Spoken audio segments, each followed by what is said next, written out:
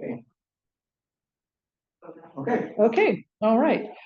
Good afternoon and welcome to the San Mateo Arboretum Society's Zoom seminar. Today's presentation is Quick Introduction to Ikebana Design. The program will last about 90 minutes and it will be recorded and you can access the recording. My name is Pat Paquette and I'm a volunteer here at the Arboretum, and Sue Carter and Francesca back there, the three of us are the education committee. So as far as questions go, if you have questions, if you could hold them until the end, and then Nancy, our speaker, will answer them. The Zoom participants can use the chat box at the bottom of the screen and put your questions in at any time. If you have a quick clarification, then feel free to ask Nancy. Okay, before we start the presentation, a little bit of information about what's going on at the Arboretum. Our nursery, which is over this way, is open Saturday and Sunday from 12 to 3. So if we get done before 3, you can go over and do some shopping. It's open every Saturday and Sunday from 12 to 3, and we accept credit and debit cards and Apple Pay. Prefer no cash. Okay, and also if you have the time and the inclination, we have 2 demonstration gardens, a sun garden and a shade garden, and also our Victorian garden out here with the fountain. And we just redid the fairy garden, so you might want to check that out too. Let's see, what else? All of these gardens are maintained by Arboretum Society volunteers. Okay, today's workshop presenter is Nancy Locke.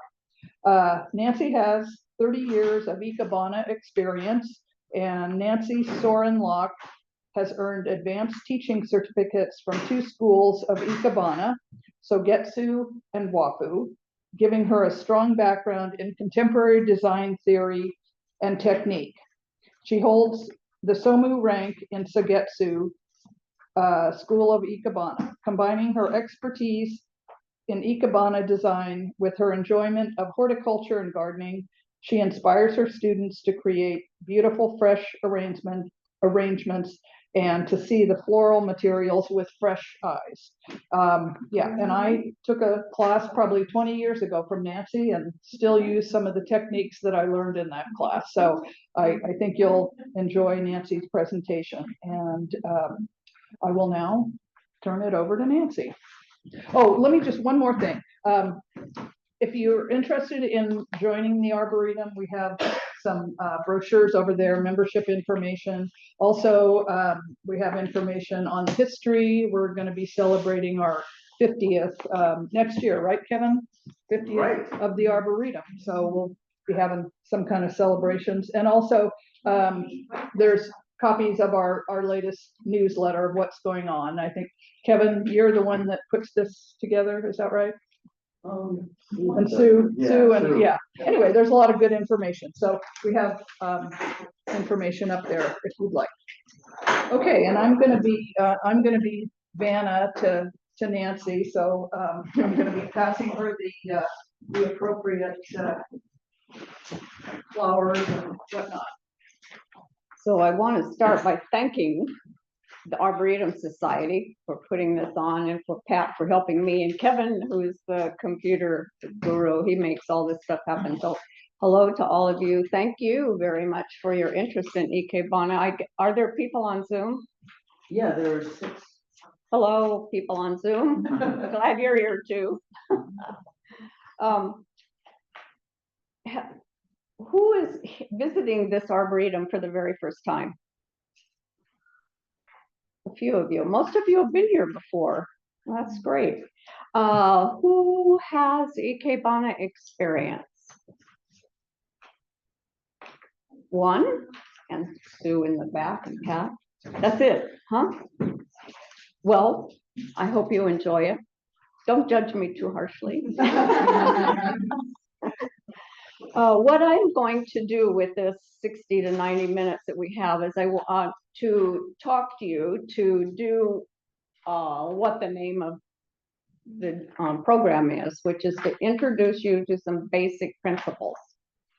I'm going to show you some pictures that'll be up here on the monitor of some finished arrangements, and we can talk about them and how they evoke the principles of Ikebana design. When I finish that, I'm going to do 4 arrangements for you to see today. And then after that, we can do a Q&A. And I'll try to give you lots of information today. So if you've got questions, it would be best if you just hung on to them because I may answer them anyway. This program is called a quick introduction. So what this program is not, is it's not a lesson and it's not a workshop. But I hope that you'll go home today with some ideas that will inspire you to go through your garden and start putting things together, maybe. One thing that you will want to know about Ikebana is that there are many flavors of Ikebana. That means there are many what we call schools. School doesn't mean a physical building, but it's more like schools of thought. Ikebana has been around 600 years, so lots of people had a new idea and created new schools.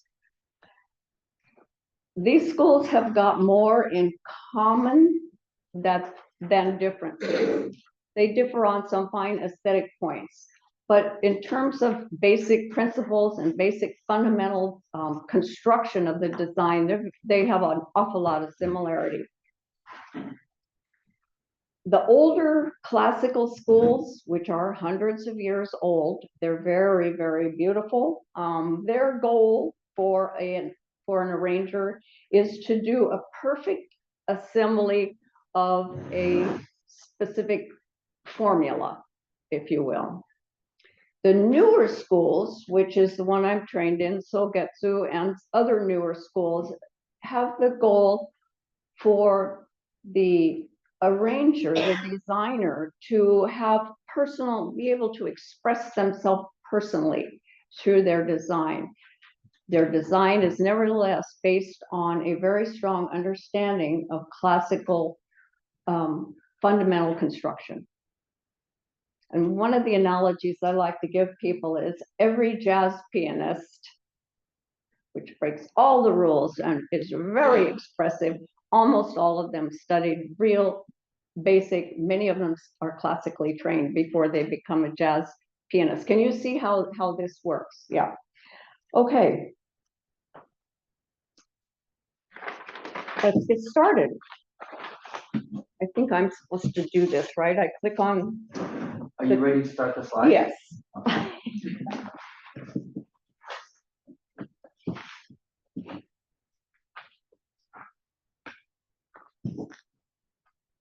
We're looking for this. The art of Japanese flower arranging. Notice that word art. To the Japanese, Ikebana is an art form. It's not just plopping flowers in a vase. It's art the way woodblock print painting is, the way calligraphy is, the way no drama theater is considered art. And most of those flourished during the same time period, and they influenced each other.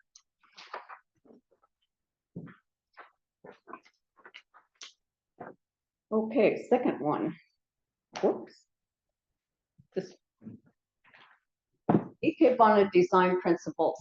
These are some of the important things for you to know today when you finish.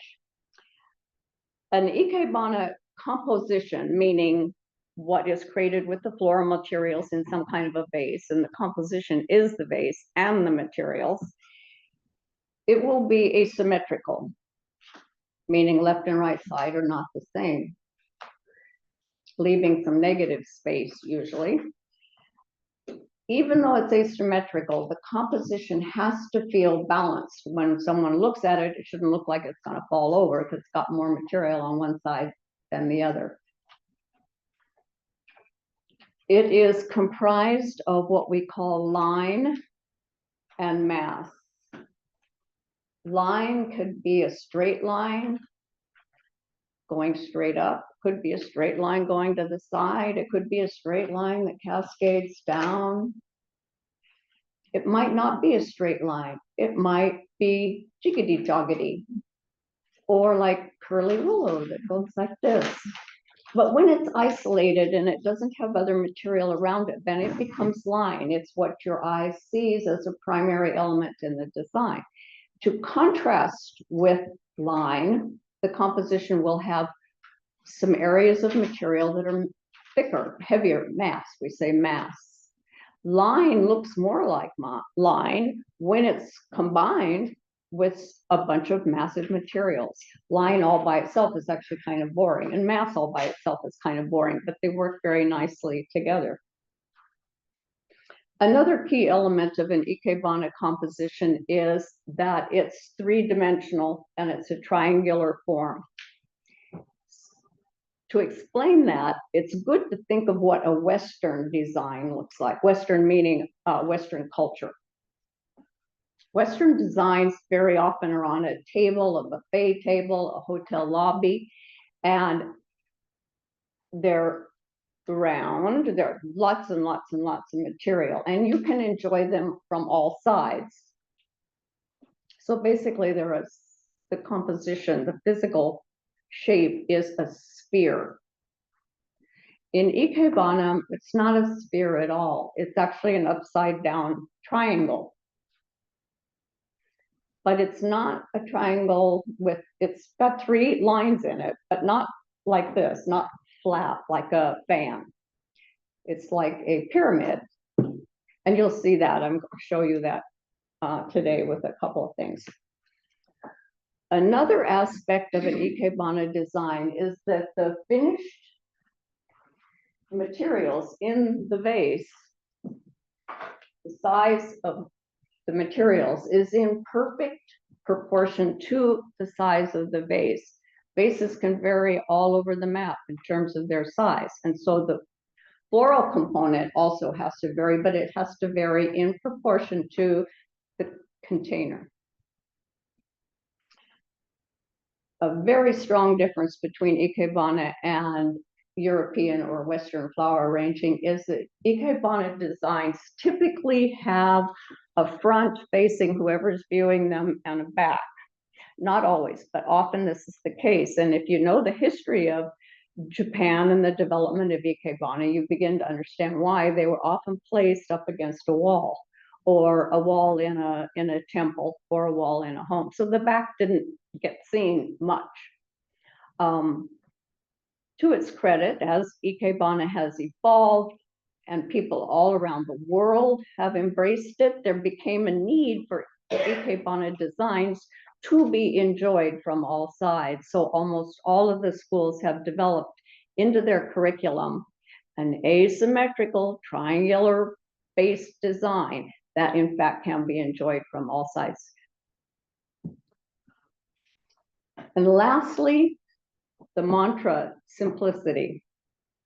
Less is more. That is the belief in Ikebana, that we want to emphasize certain things about the design. We don't want it so full of materials that it becomes a mass of color and textures. Those are beautiful too. That is beautiful, but this is a different kind of beauty, and it's based on simplicity.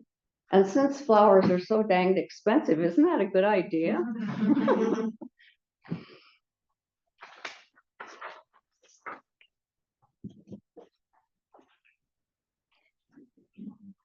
What you're looking at here is what we call an upright style arrangement. And the materials are, can you see the peppers on the tall stem? And you see a couple of chrysanthemums.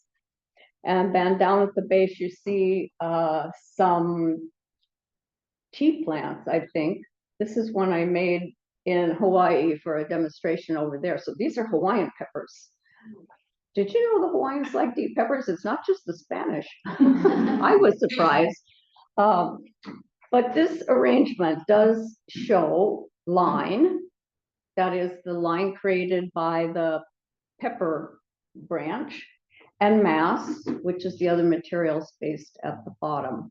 You can also see that it's asymmetrical, right? Left and right sides don't look at all the same. That particular design is in a flat vase that we call a moribana vase. It's a basin with water in it, and in order for the flowers to stand up, they're stuck into a needle holder or a pin frog, or in Japanese, a kenzan. This is another basic upright style with different materials. Agapanthus and variegated tea plant, and this other little material, fine little yellow one at the bottom. I'm forgetting the Hawaiian name for it right now, but they call it chicken. It translates to chicken. I think chicken like to eat it. So again, you can see a strong presentation of line. There's a straight line and a curved line and mass. And in this case, the design is also created in a flat container. That's a basket. Baskets don't hold water. So inside that basket, there's a small ceramic container with a pin frog in it. Another example of a basic upright style. When people start learning Ikebana, they study basic upright style, but look how different it can look. It depends entirely on the materials that you're using. And in this case, we have the fan palms. They've all been trimmed down to make them a little more modern looking, and combined with carnations and another tiny little white flower that grows in my garden in Hawaii. This container is also ceramic. It's a variation of a moribana container. It's another little basin, but it's a tiny basin and it's elevated on a pedestal, so we call it a compote. Yeah, and you can see the asymmetry. Yeah. Okay, so let's go back to those. That's the first one again. And what we're showing is the extremities from the top to the left side to the lower right side. That forms a triangle at those extremities of where the materials protrude out. Can everybody see that? Does that make sense? The line is created, of course, by the pepper plant, and the mass is the combination of materials toward the lower part of the design. Let's look at the other one. Same thing. You can see line has been created with the agapanthus, and there is, again, an asymmetrical triangular foundation and mass at the bottom, which emphasizes the line. The line emphasizes the mass, and the mass emphasizes the line. And here's the fan palm. Same thing. We have line and mass, but here, this is a great example of the asymmetry. Left and right side not looking at all the same. Yeah, does that make sense? Okay.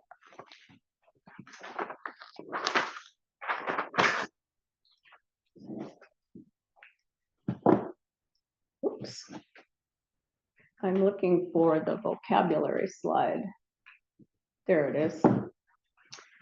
When you study Ikebana, you learn a few Japanese words, and you usually learn the English equivalent as well, or vice versa. You learn the English and then try to learn the Japanese word. But there are a couple of words that are very, very fundamental. No matter what school you're studying, you will need to know these words. They're key things. First of all, the word Ikebana itself. It's made of 2 syllables, right? Ikebana. And Ike, if you see the character written, the character can be translated as life, meaning the life of the plant, or living. The plant was living, of course, until we chopped it off. It's alive, it's a spirit. The Japanese arranger is very attuned to the, shall I say, the animistic value of plants. They have a spirit. Bana means flower. So you put it together, and what you've got is the living spirit of plants. Moribana, there's that syllable again. See, bana. Mori means piled up or stacked up flowers, or a better way to think of it is elevations. And they're put into a flat container that we call a moribana container. Hasami is the specialized Ikebana scissors. This is what they look like. They have no hinge. Each side is a very, very sharp blade, and they can cut anything. They're pretty astounding because of the strength of them and the opposing sharp blades. They've been around unchanged for so many years. I'm a collector of vintage postcards that show Ikebana in motion. Can any of you see this? See the sweet little gal in her kimono, down on her knees, on a pillow, thank God. This is how Ikebana used to be learned. Nowadays, we have an instructor who teaches us, tells us all the details. It used to be that these sweet little ladies watched their sensei do an arrangement, and then they needed to copy it without any instruction at all. But what I wanted to show, can you hold this up to the camera? She is holding, this postcard's probably from the 20s, maybe, it's pretty old. She is holding this very same scissor. The design of these has been unchanged for the longest time. Can you see? I don't know if you can see this or not. Yeah. If you can't see it, believe me, it's there. Well, we can read it out. They can come and look at it when Yeah, well, let's cover it. She's doing a very classical style with that tall bamboo container with double mouth, and she was using juniper or pine and combining it with chrysanthemums, very classical style. The last word to know is kenzan, which is the needle holder. When we have a vase that's got a big, wide mouth, and no way to hold the flowers up, we have to have something to hold them. So that's the purpose of the needle holder, which goes in these containers. I'll have you put that one back. Thank you. So take those words away from you. You will need them if you decide to study Ikebana.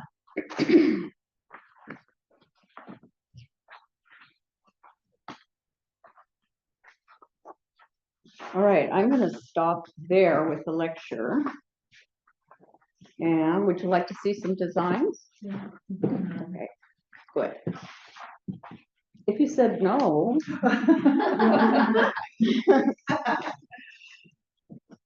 All right, and I don't need this little guy anymore.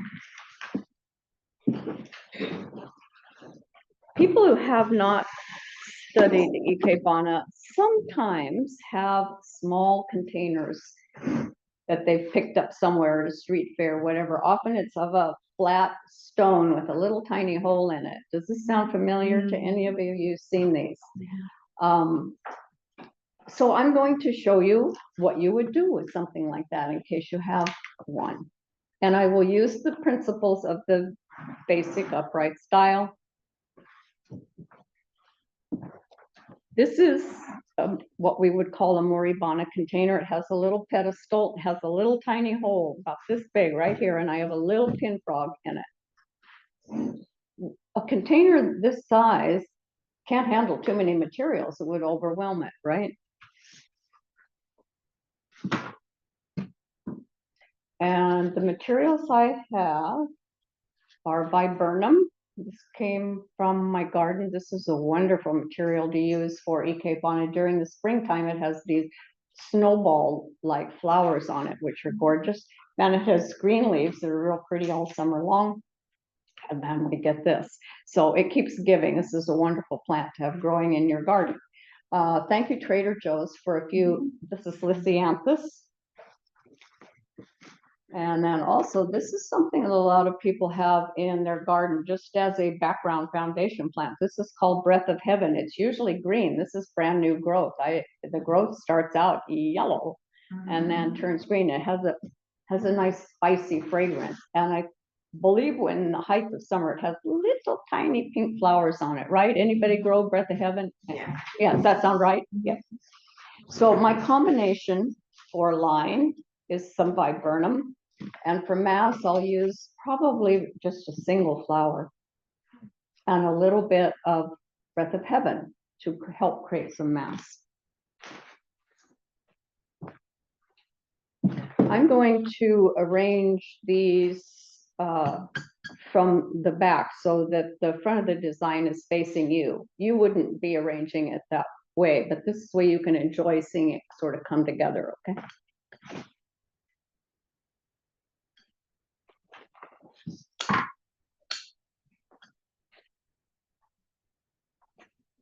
Very straight and stiff, but these leaves have a front and a back, right? You want to see the front.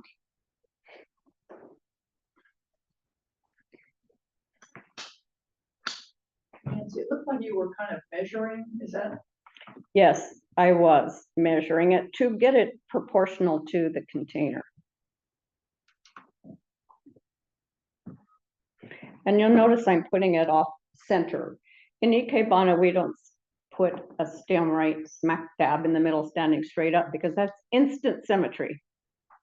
Same amount of space on both sides.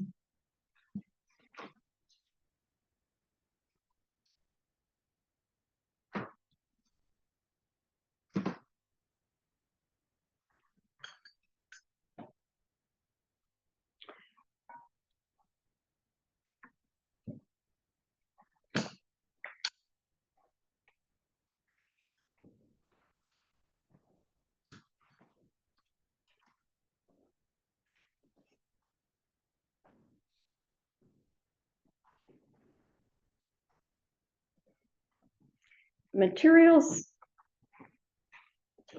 tilt toward the viewer. They should be talking to whoever's looking at the arrangement. They have an association with you and you with them.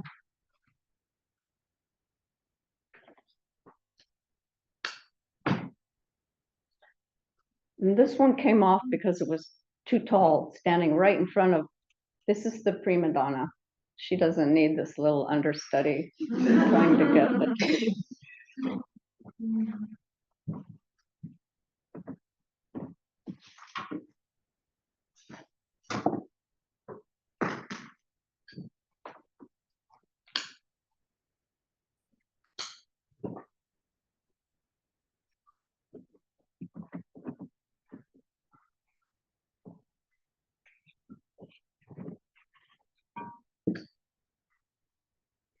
Now there's a couple of things at work here.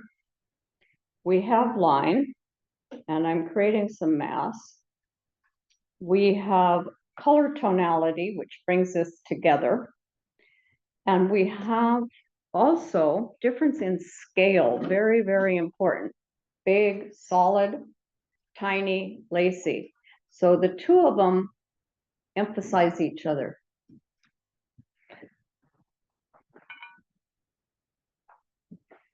And that's finished. So this is, if you have some of these little tiny containers,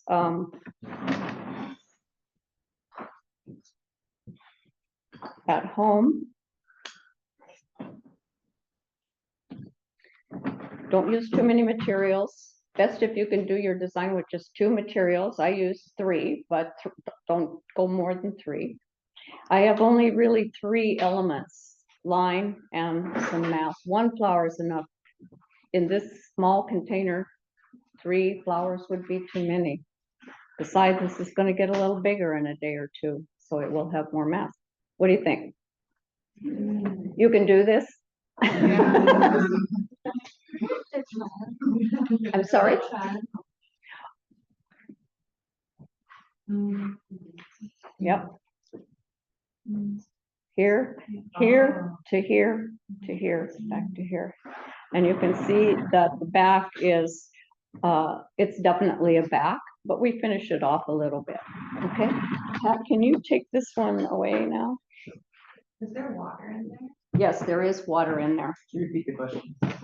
Hmm? Could you repeat the question for the Zoom? Oh, I'm sorry. She asked, is there water in that container? And the answer is yes. When you use a pin frog, a Kenthon in your Moribana container, make sure the water is at least 1/4 of an inch above the tip of the pins.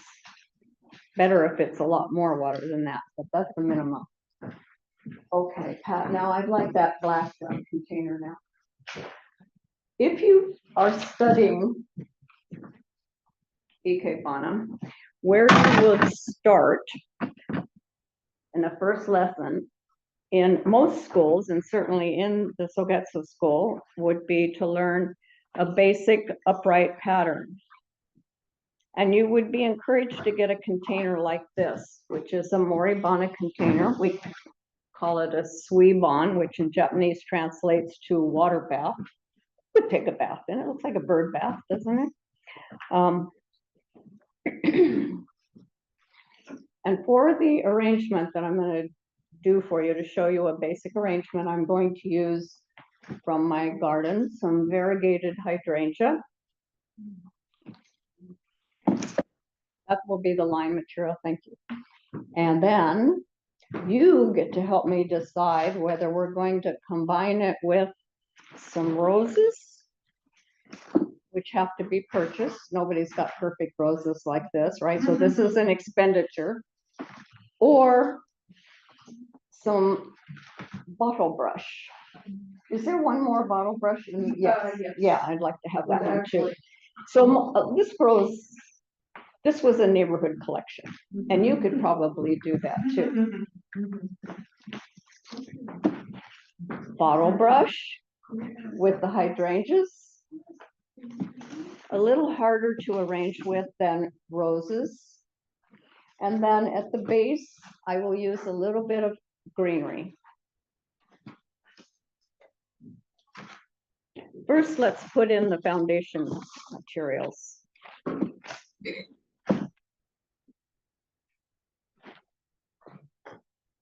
I've pulled off most of the leaves because those were old summer spent leaves and they're no longer pretty, but they're starting to grow on the sides. So that's a real point of visual interest, I think. And the top is still very, very interesting. All new growth. Does anybody grow this one, variegated hydrangea? This is the bloom on it is called a lace cap. It's different than a regular hydrangea. It's not really a very pretty flower.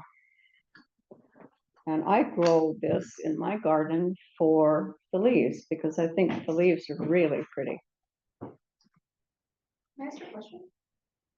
I don't know if it's to the point where we can ask questions now. Say that again? I was wondering about when you're measuring it with respect to the base. if Yes, there I'm is getting some the water. width of the container and the height of the container and then measuring that by 1.5 or 2, depending on what my materials look like. And that's how I get the proportion to the container. Could you repeat the question? Yes, the question was I measuring the length of the stem before I cut it? When I went like this and this, yes. The width of the container plus the height of the container, that's the mass of your container, width plus height.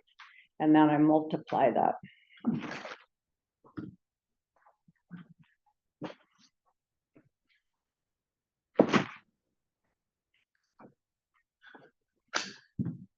And that one I just visually measured to make it about 2/3 the height of this one. This is looking too much to me and not enough to you, so we're going to change that.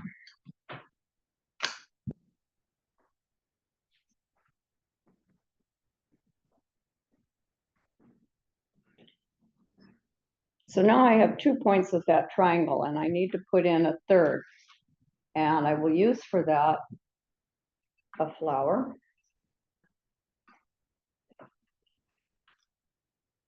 Ooh, nice.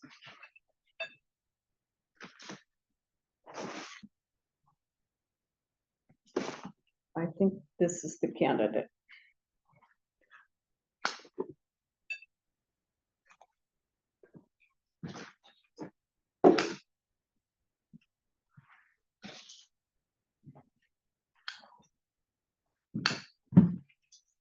Thank you.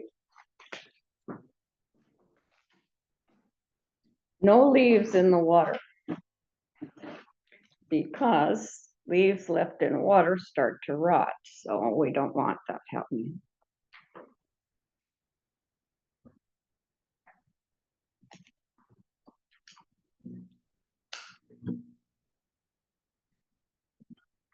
This is the third leg of the upside down triangle. Can you see it? One long, medium, and another one that's short. Shall we continue with bottle brush, or you want to see roses? This is design it yourself. Okay, you know what? I'll finish it and then I'll take out the red and we'll put the roses in. How would you like that? You want to see both? Okay.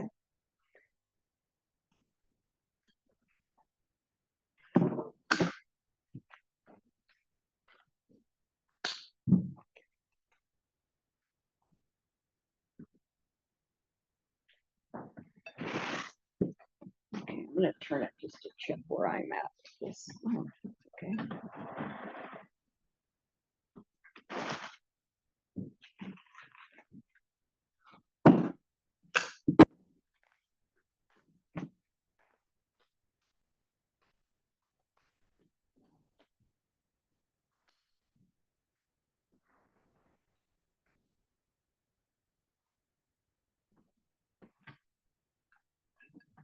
A little bit of the same material at the base to start creating some mass and also tie in the top story with the lower story.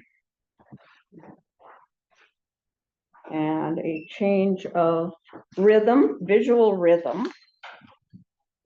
We'll go with something small and lacy.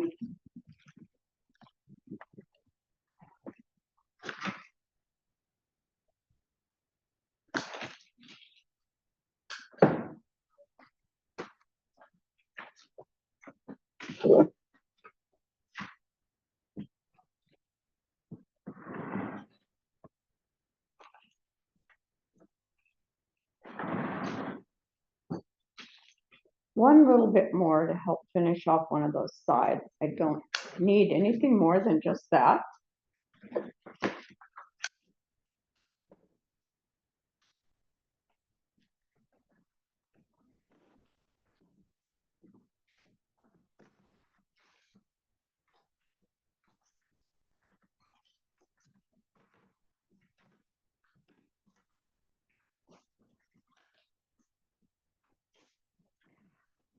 Let's see if I'm finished. Oh, this beginner student gets an A+. I'm going to point it directly to you. So this is the front right here. Right here.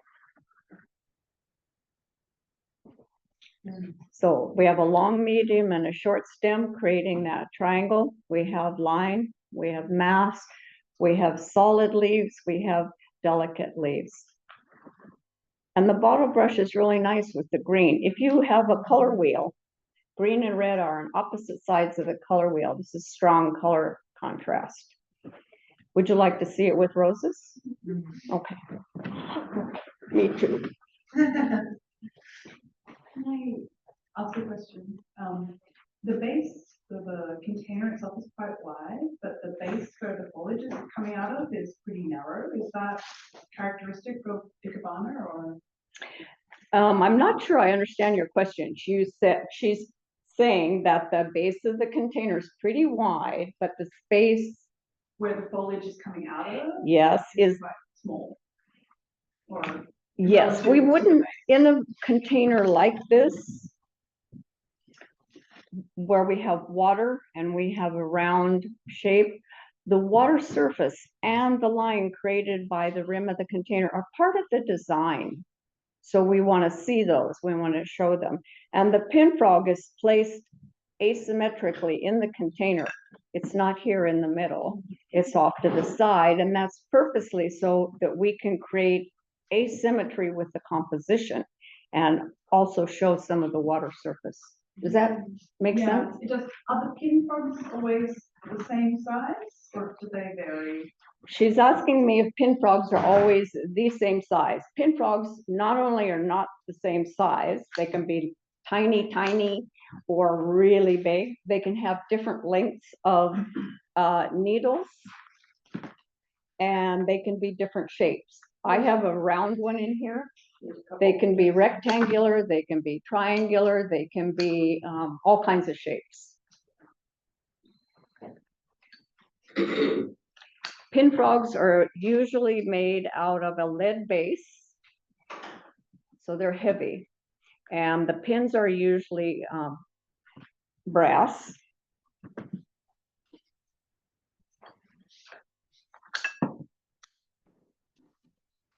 That gives them a long life. There are pin frogs that you can buy at places that sell floral materials, usually meant for European design or for dry arrangements. And those pin frogs don't weigh enough to use for Ikebana.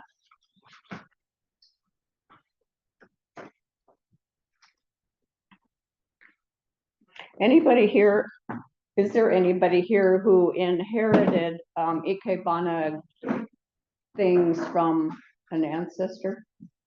No, she has, yeah. It's really a wonderful thing when we've inherited some of these things. It's, we're not all that lucky. Some of the older style Ikebana pin frogs, especially if the things are very bizarre looking.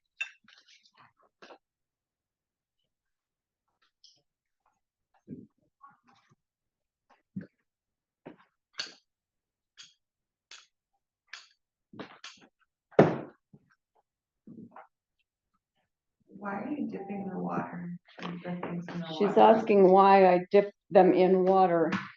And that is to help keep the stem cells open, so they continue to take up water once they've been put into the arrangement.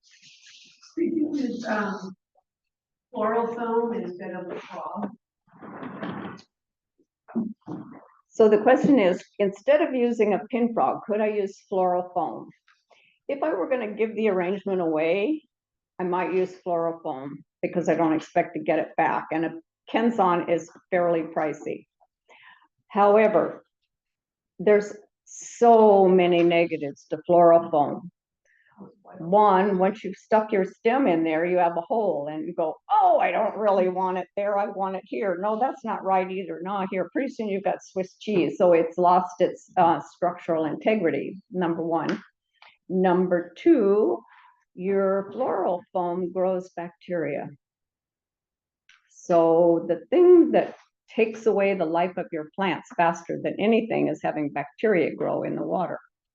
When we do a Moribana arrangement like this for our home, we try to replenish this with clean water every day if we can. It's easy enough to do.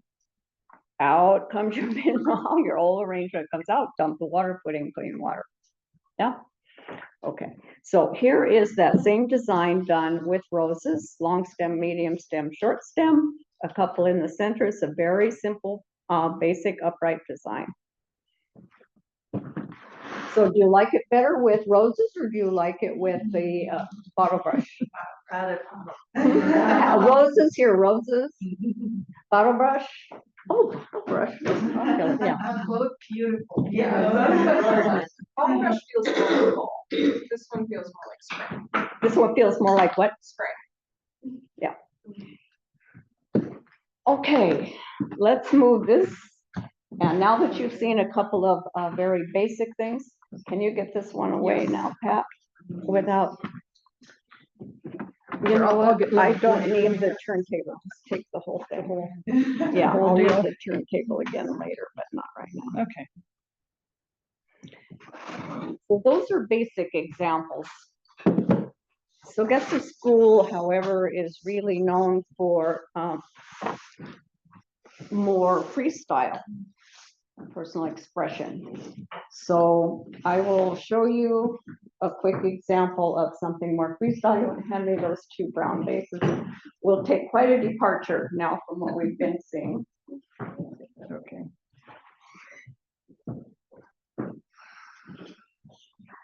I'm going to use, again, Moribana containers.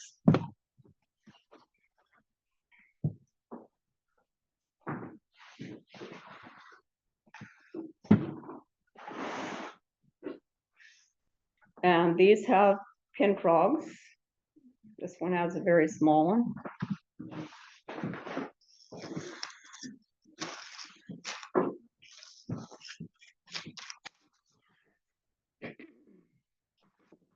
And again, I'm going to construct this with the front of it looking at you. Materials from my garden, some horsetail.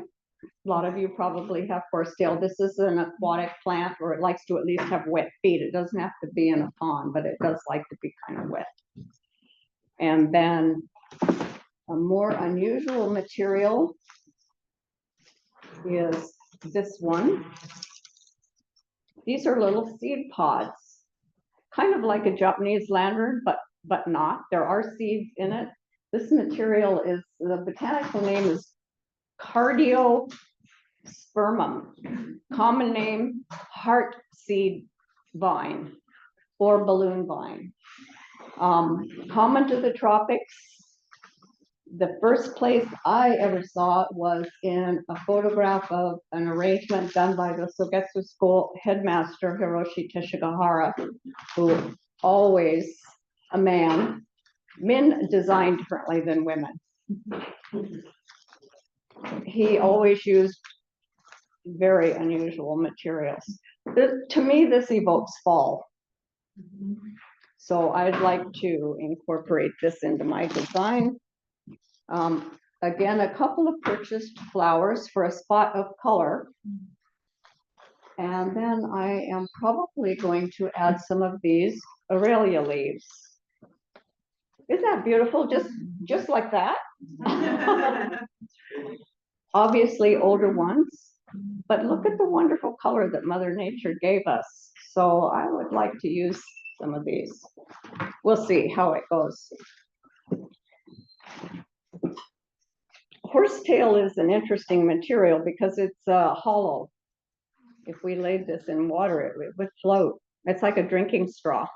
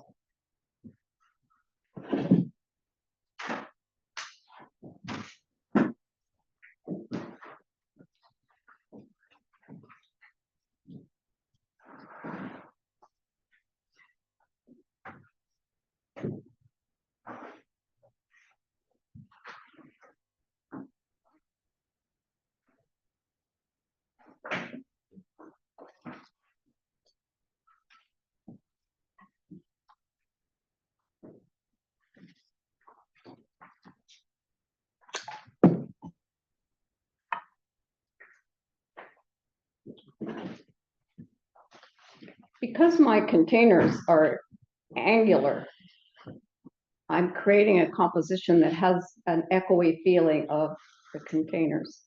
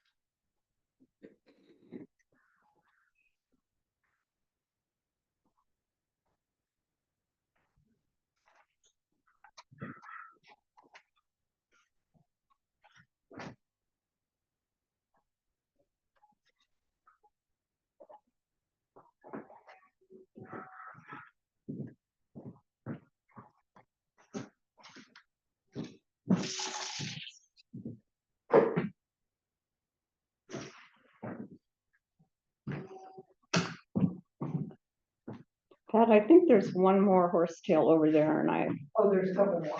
yes, let's have them here. I think I might. Oops, oh, you're running away on me. Come back here. Thank you.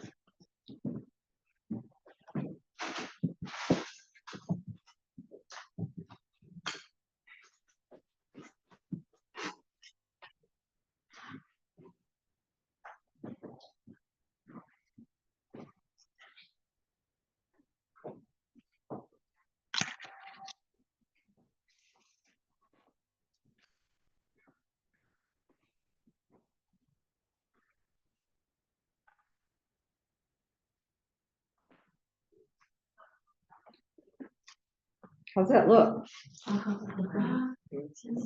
Do I need something more?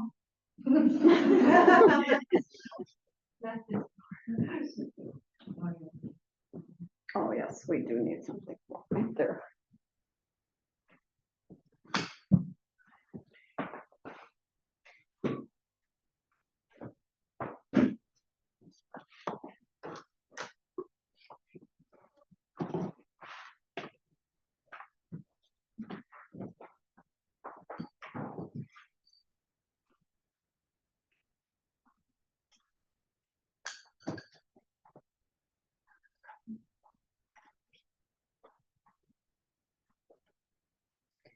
And that one that went in is leaning most forward, right?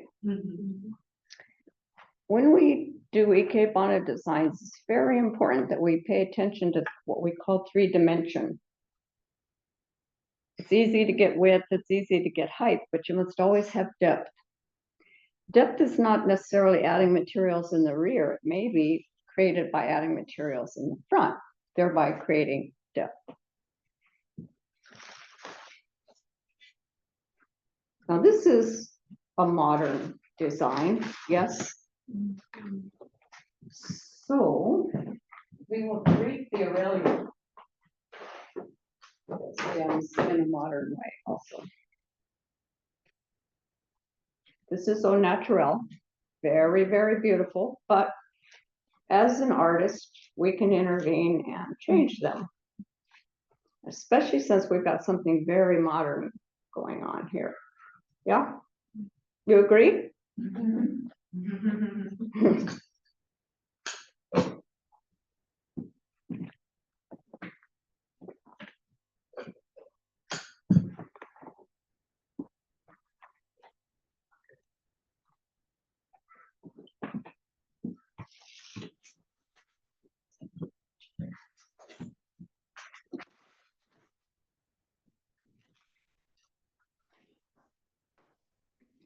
So right now, with all the horsetail in place, this composition is full of line, but it doesn't have any mass at all to give contrast. The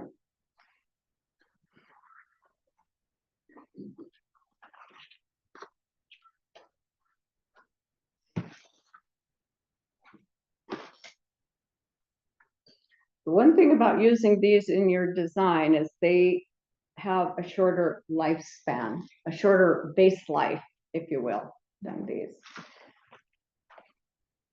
Of course, they're already starting to go.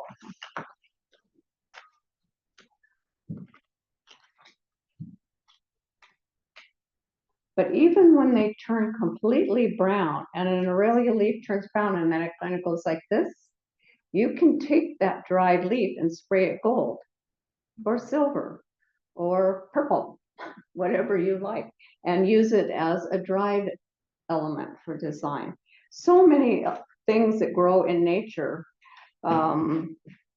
have usages beyond their prime. If you look at your flowers and materials differently,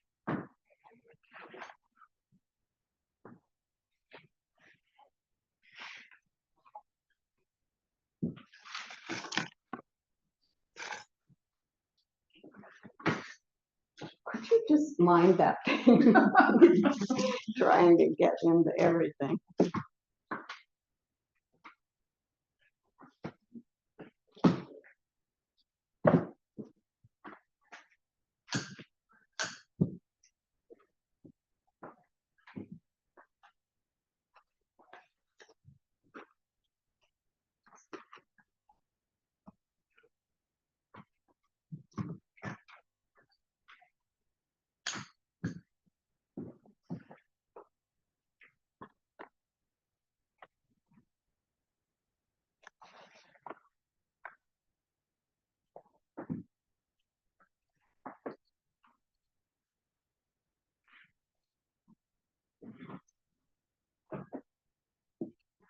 Okay, now for this unruly fellow. Let me start with that one since it's. Maybe you can untangle those. Okay. Oh, I think they come apart. Very lightweight. This is pretty the way it is, I think, but I'm keen to use these, so we will. So I will. And you can decide if you like it or not. Doesn't matter. Everybody's taste is a little different.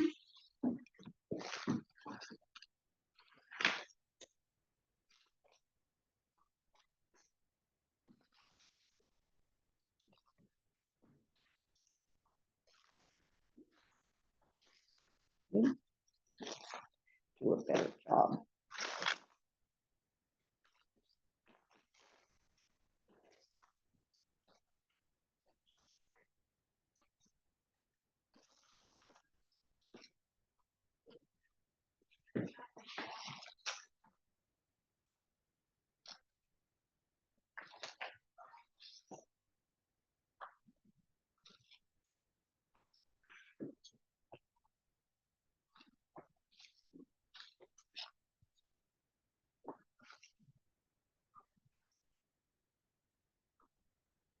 I might want to just quit while I'm lucky and not have any more problems. One should not experiment with things in front of an audience necessarily. Oh, here, we must put this in. This is really cute. Has a couple of little side shoots. I'll put this element right there. Can you see how the two pieces of this design have a relationship to each other? The flowers are leaning toward each other. This point is going this way. These are driving down into here. So it is what we call a double composition. But there has to be a connection between left and right.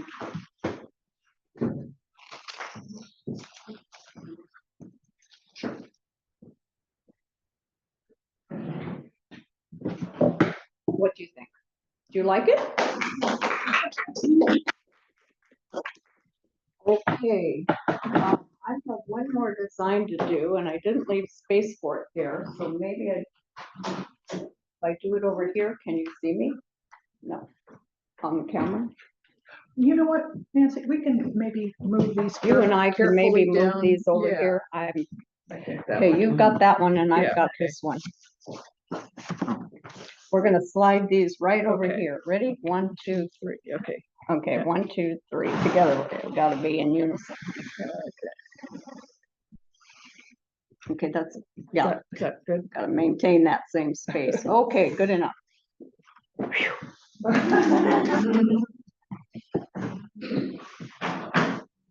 I'll do one more design for you, which also is not a beginning.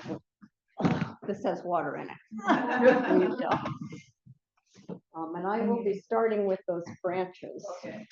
My combination is an evocation of, You want a small? yeah, I'll take them apart, is an evocation of the fall season. This is plum branch. Fruitless, supposedly fruitless, ha ha ha.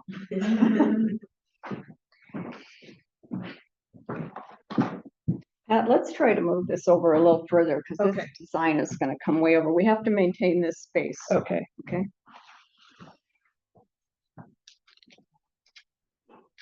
Okay.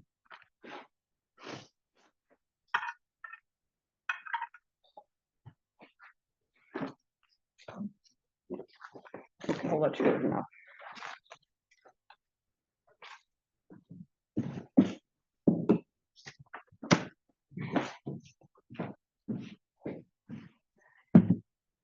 This is a dried branch, and in the fall, it's a wonderful time to use dried materials. In fact, I think it's my favorite season for flower arranging because of what nature gives to us.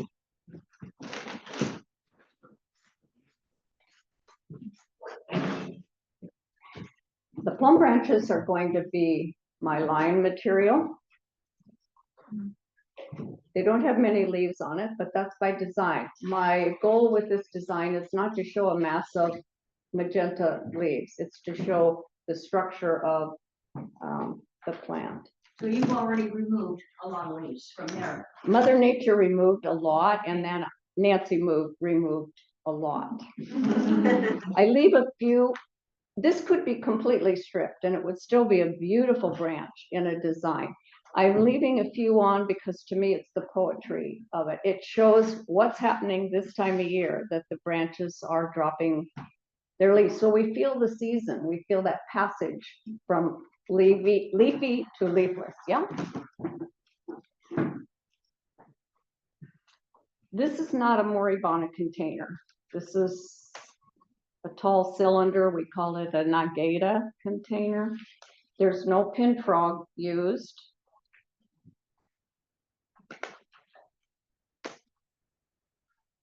So we have to brace stems up in another way.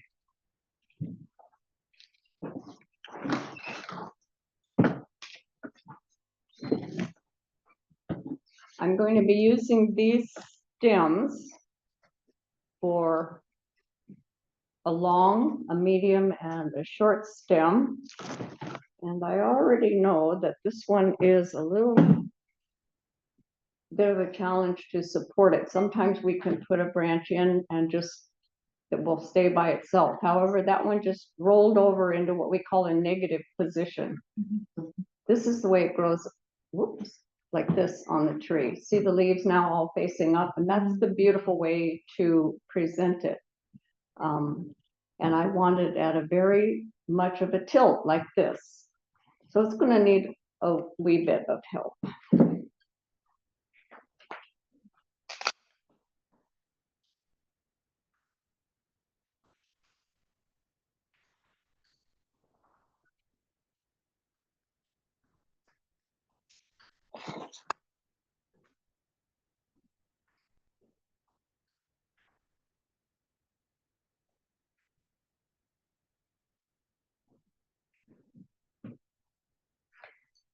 This is a support branch, which is hard as a rock for some reason. It's a piece of privet.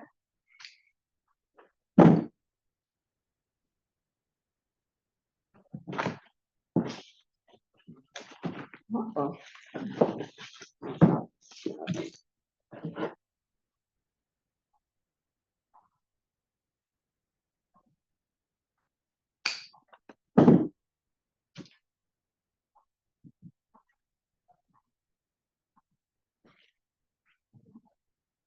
God, I'm gonna need that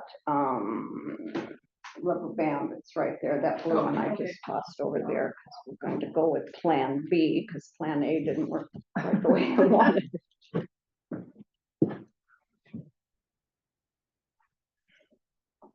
This isn't gonna show.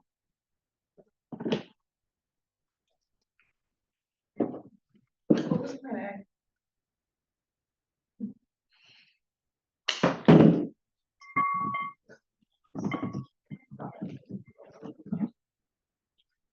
And the purpose of this stem is to allow, this support stem is to allow the other stem to tilt and be stable without rolling and without falling any further.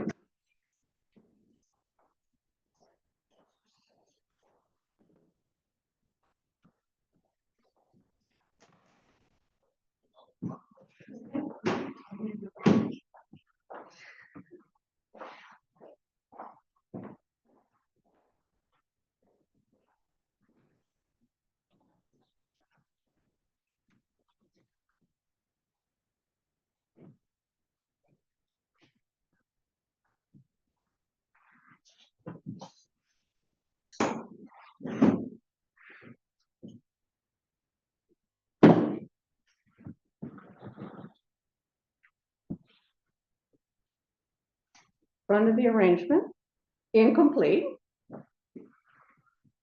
Can you see 3 main lines? Yeah.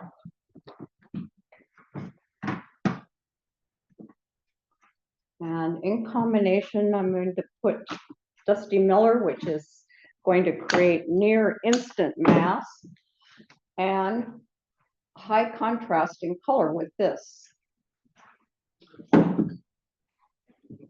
Is it supposed to match the color of the container? Say that again?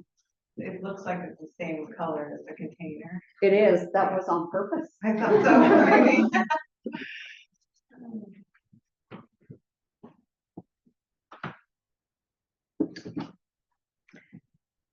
It's a sophisticated color combination, don't you think, with magenta and kind of silvery color?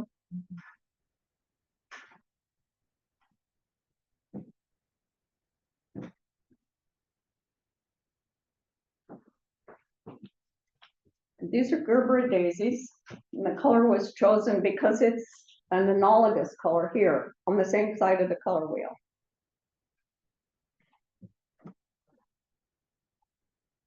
I know you mentioned about 3-ish materials. Do you usually recommend like 2-ish colors?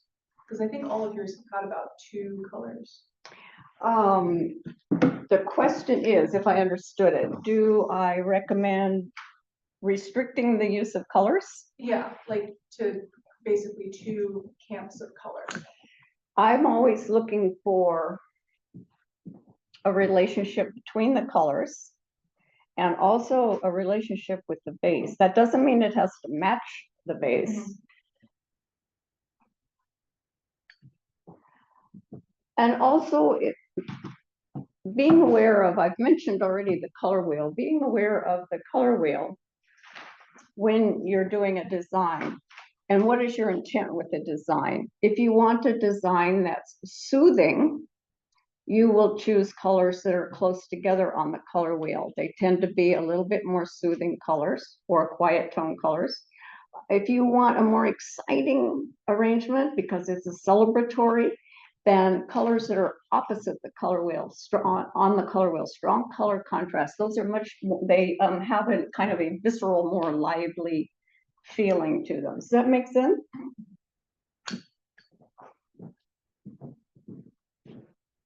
Sorry to turn my back on you, but I need to see this.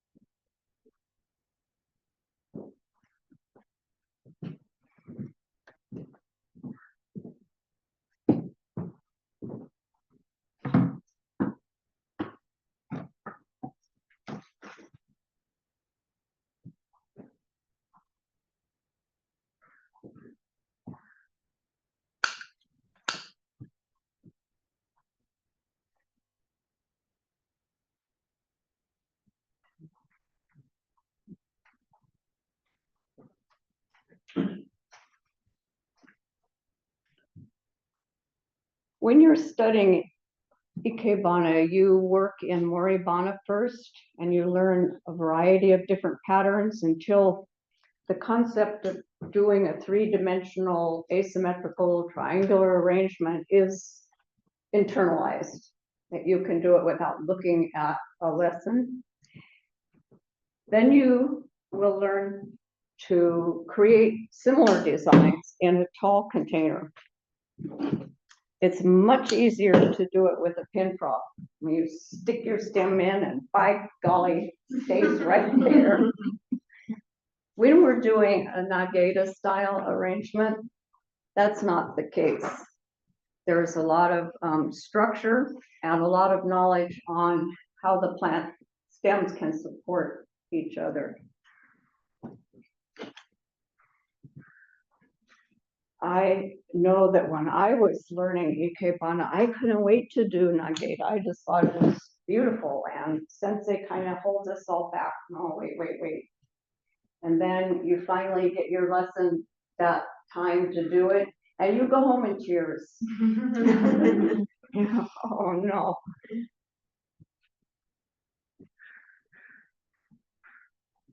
Does Ikebana kind of talk about threes or like 3 things is better than 2? Or I guess because of the triangle. She's asking if in Ikebana is it believed that 3 things is better than 2. That's a long answer to that, but if you have 2 of anything, you have instant symmetry. You can't, no matter how I arrange these, you don't really get any depth.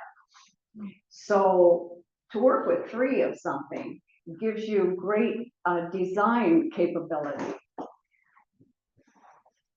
Also, another question that's often asked is, what about 4? We hear we're not supposed to use 4 of anything. Well, yes and no. The Japanese word for 4 is similar to the Chinese word. You can help me out here. It sounds, phonetically, it sounds like the word for death.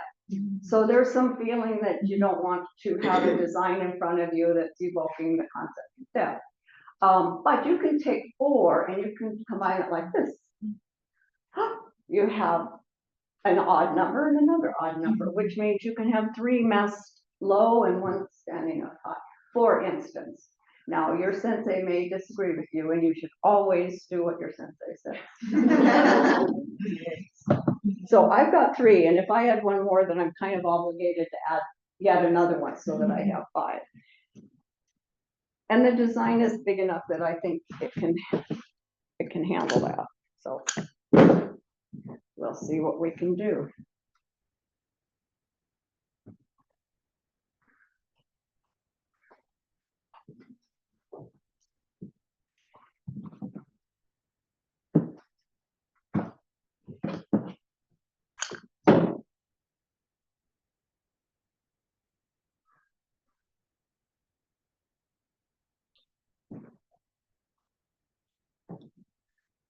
And adding 1 in the back of the others low, which is my goal, will help to create visual depth in the sense that it draws. There you go, girl. Nice, get down there. Let's move everything away.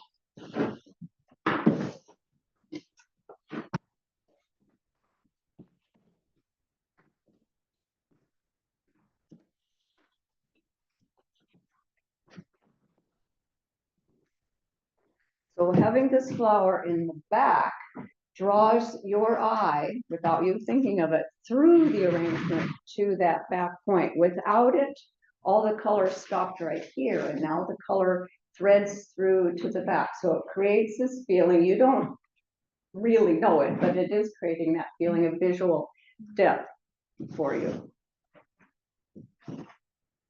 What do you think?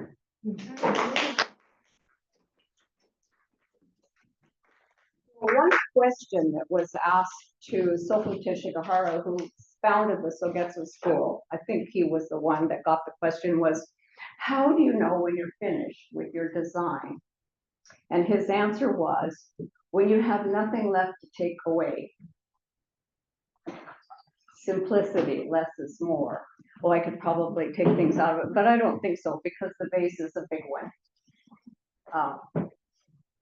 And because of the long line, I need this. But it's a concept of don't overload your design. Only put in what is essential to your design. Yeah, it's hard to learn.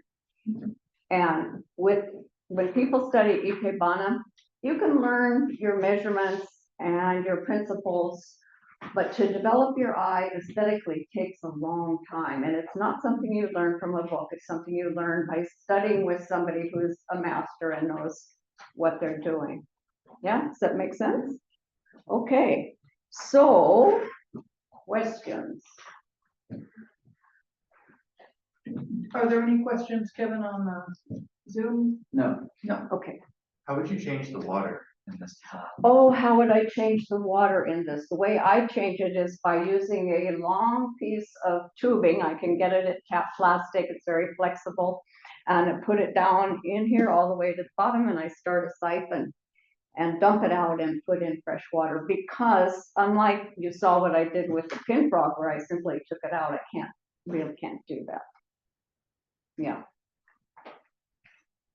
And it is good to change it every day. If your lifestyle and your agenda allows you to do that, your arrangement will last much longer if it has fresh water. So some people often say, well, what about those packets that the florist gives you that you put into it? Those packets are to help extend base life because it's a chemical that retards bacterial growth. Bacterial growth in the water is what takes the life away from your cut materials faster than anything else. So you can use that chemical if you think you're not going to be able to change the water. But it is nowhere near as effective as simply changing the water. Yeah, there was another question. Yes, ma'am. Can you take your mask off just for a second to ask your question? Because I can't hear you. Oh, I can speak louder. Sorry. Oh, okay. You follow your sensei immediately and then afterwards start developing your own style? Oh, that's a great question. I'll answer it as best I can. She asked, do you follow your sensei's instructions for a while and then break off and do your own thing? It's a loaded question, isn't it? No, you don't break off and do your own thing. If you have a good sensei, they know when you are ready to express, and they also know how to coach you. They know, just like a good parent, they know when to start letting the line go out on you a little bit, and then still help give you coaching and guidance that's useful to you and does not thwart you from free expression. Yeah.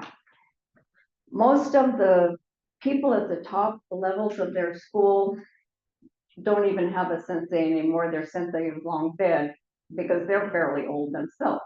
So they don't have anybody telling them what to do, but most of them by then are so darn good, they don't need anybody telling them anything about self-expression or basic principles or history or anything. Yeah, senseis are a marvel, all of them. Oh, so you didn't keep asking me questions, but I'm thinking of some things to tell you. If you think you want to study Ikebana, I would suggest the first thing you should do, if you can, is to figure out which school of Ikebana you like, what style. And a way to do that would be to go to an Ikebana exhibition. Anytime you see them advertised in the paper, go. Particularly if it's an exhibition that has a lot of different schools involved. So you can see the different styles all in the big exhibition hall. And it will, usually there'll be a card there that'll say, this is Sogetsu or this is Ohara School or whatever. Then there's people there that want to help you and say, I like this style. Is there a person here that teaches this? Could you introduce me? They would love to do that. Or if you can't filter and narrow down your field and say, I want to go this direction, then just go study Ikebana with anybody and start getting the basic principles down. No matter what you study, you'll love it. Whether you study a classical school or a modern school, it's all great. It's so fun to work with flowers and materials. Yeah, it's a very good feeling. And you get the gratification of having completed a creative project in an hour or so, right? What else can you do? I mean, you can make a quilt, you'll be at it all year, right? You can do this and you get that gratification. And you have to concentrate when you do this. You're communing with your materials. You leave behind the argument with your boyfriend, your boss giving you a bunch of stuff, everything, the bad traffic it took to get there. Years ago, I had a student who told me that she suffered from migraines, headaches. It was an evening class I was teaching, and she said, I got off work and I could feel a migraine coming on, and I really thought I probably should go home and sequester, but I decided to come to class anyway. And she said, I noticed as I got into my design, 45 minutes into it, I didn't have a migraine, it didn't develop. So I think what happened is a different part of her brain had to get engaged, and whatever was the tension that was in there got put on the back burner, at least for a few hours. So I think that's an interesting little anecdote. It can take, the concentration on doing something creative can take you somewhere else, and that's good for your soul. Yeah. Any other questions? What about supplies, if they wanted to start? Oh. I mean, I'm sure you get all these things online, but is there somewhere local that, I got mine at one of the Japanese markets. There is one more slide that, Nancy, first before you start, I think for the Zoom audience, should the base be turned a little bit so they can really see the front on the screen? Yeah. is that their camera right there? Yes. Am I crashing into my other design? I think so. There's a limit to this. They can see that the flowers are leaning forward. Notice none of the flowers are looking down at the table. Very important when we do Ikebana design, the material should present as though they're still lively, alive, looking for the sun, looking at you, not looking down at the table. So the question was, what about Ikebana supplies? Vases like this, the black round one, your scissors, your kenzans. Here in the Bay Area, we are very lucky that we have a couple of Japantowns. There's one in San Jose and also, of course, in the city. And there are retailers there that sell Ikebana goods. So that's the answer in terms of retail. Some, not all, of these things can be purchased online. And in the handout deck that you'll get, they will get, the final page has a list of some online sources. I also, in those little blurbs about the online sources, I said, usually costs about $30. Well, I wrote that a couple years ago, so please take that with a grain of salt. I'll bet it's more now. Oh, yeah. But it used to be that these were about, these meaning the scissor, the hasami, were about 30. A basic starting kenzan was about $30, and your container, go take a ceramic class or make it yourself. Go to a thrift store. Or go to a thrift store. You can sometimes find them there. Yes. And I have other shears. Is it okay to just use other shears, not just this? So the question was, what about some other shears? You will hold yourself back in learning this craft if you don't have the right tools. It's like trying to learn to take a painting class and you won't invest in the proper brushes. The Ikebana shear, the hasami, is very specialized. As I mentioned, both beaks are a blade and they're extremely sharp. Most other scissors, if there's two blades, are nowhere near as sharp as this. And if you were to use like garden pruning shears, those often have a blade only on one side and the other is not a blade. So you could fiddle around for a while learning Ikebana with those, but pretty soon your skill will advance your tool. When we cut stems to go into a pin frog, we need a very precise cut on the end of the stem. And you don't get that with something like a pruning shear. You get kind of a mashed up stem. And so you won't have retention in your pin frog.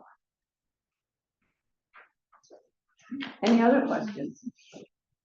I guess depending on whatever plants or flowers you use would determine how long the arrangement would last. That's exactly right. She's asking me, does the plant material that I choose, does that have a bearing on how long the arrangement lasts? That's absolutely true. Some things just, even though you handle them very well and you cut them in the cool of the morning and you cut the stem underwater and you change your water every day, it's just the nature of the material. It's not going to last very long. And you've probably experienced this when you've purchased things like tulips or daffodils, cut stems. They don't, 3 days, you're lucky. And then other materials like carnations, chrysanthemums, anthuriums, alstroemeria, these things last and last and last and last, even under a certain amount of abuse. So yeah, I like to choose things that I think are gonna last, and the harder the composition is, the more you wanna use materials that are gonna last, yeah. The pin frog, all of the points, are they all facing straight up? She's asking me about the pins on, the structure of it. Are the pins always standing straight up? They are always standing straight up, although they sometimes get splayed apart because we stuck a stem in there and we tilted the stem. However, these are a real Japanese kenzan can tolerate having the pins straightened up again. They won't break off. So if you're pinning in an arrangement that has quite an angle to it, Mhm. do you, how does that structurally work? How do you? So she's asking me if the pins are standing straight up and I stick a stem in there, but I want the stem tilted, how do I make that happen? Usually, you stick it straight in and then you use your fingers to tilt it. And this can be done pretty easily if you have a soft stem material. This would be an example of a soft stem material. You can do it with a little more effort with a hard branch as well. But the trick, which you will learn from your good sensei, is how you cut the stem. There's many ways to cut the stem that will allow you to do what you want to do with it, to prepare it for whatever angle you want. Does that make sense? Mhm. Yeah. Do you have Ikebana plants all over your house? You mean inside the house or in the garden? She's asking me if I have Ikebana plants all over the house. Yeah, but I mean, this, the setup, yeah, you do it so The well, so arrangements, your house is full of Ikebana decorations. Yes, most of the time, but not always, not always. But my garden over the decades has evolved to being more of an Ikebana garden, because when you see things you like to use, then you like the idea of being able to walk out into your garden and get it, yes? So you will find yourself planting and propagating things that you know you like to use. Also, I have had many cuttings from Ikebana friends, and those are thriving as bushes or whatever in my garden. So I have Ikebana garden in that regard too, that these came from somebody else who was an Ikebana friend of mine, and I always think of them when I look at the plant. So, and then do I have Ikebana arrangements in the house? Yeah, it's kind of second nature to do that. If they're just for me, sometimes they're real hurry up arrangements and I might not want anybody else to look at them, but they're okay for me. Does that answer your question? Any other? Well, I'll ask you a question that somebody at a demonstration a couple of years ago in Hawaii asked me. How did studying Ikebana change you as a person? Whoa, that's a big question. Yeah. But I will say this, it changed me in a number of ways. One, it taught me patience because this is not easy to do. I told you may go home from a class in tears or angry at your sensei because she or he made you redo the whole thing. So you learn humility and patience, but that's not the key one. The two key things is it taught me to look at plants really differently, to look for the beauty in something that appears to be what your gardener would cut off and throw in the compost bin. And secondly, and probably most important of all, thirdly, I guess it is, most important of all, is the study of Ikebana for me, because I was taking it in a classroom setting for decades and decades and decades. I met people I never would have met otherwise, not in my career, not in my social group, any other way. And they became very beloved friends. So I really liked how it connected me with people who were outside my normal walk of life. Yeah? Okay. Any other questions? That's it? Or Can you do Ikebana arrangement with the artificial flowers too? remember the definition of Ikebana, live, living.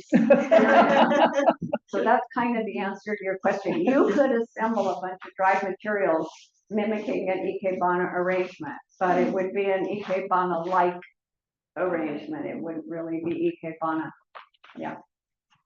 Oh, one final note, if you think you want to learn something about Ikebana, you have a good opportunity that many people don't have here in the Bay Area. In San Francisco, there is an active chapter of a worldwide organization called Ikebana International, and it is all around the globe with chapters in every major city all around the world. San Francisco has a chapter. It is, members are from many different Ikebana schools, including many venerable senseis. They meet the third Friday of each month at the Botanical Garden in Golden Gate Park. Hall of Flowers? No, they don't call it Hall of Flowers anymore. It's a really old name. That's how old I am. Yeah, the building that's right by the Botanical Garden. Because of the gotten there. Say No, that it's again? not there. Oh, It's okay. the flower, the other side, the other entrance. Corner of Lincoln and Yes. Lincoln and Ninth or Yeah, something like that, yeah. And they meet, used to be, I think it is still at noon. And there's always a stage demonstration, which will be really, really nice. They put great care into doing this. And they'd love to have people that are interested, and they can match you up with teachers. It's a very nominal fee to come in for the program. I don't know what it is now. It used to be $5. Big deal. And they serve you tea and cookies. Oh. Yeah. So that's where you could go to start getting training your eyes to seeing what people are doing. Yeah, and talking to people. Okay? Okay, well, thank you so much, Nancy, for a wonderful presentation, and hopefully this has inspired people to either try their hand at Ikebana, or if they've already started, maybe they learned some new techniques, hopefully. As I mentioned, in a few days, you'll get a link that will have a copy of the recording on YouTube recording, and also an evaluation form. We did put an evaluation form on your chair, so if you want to fill it out now, that would be great, or if you want to do it online, yeah, either way.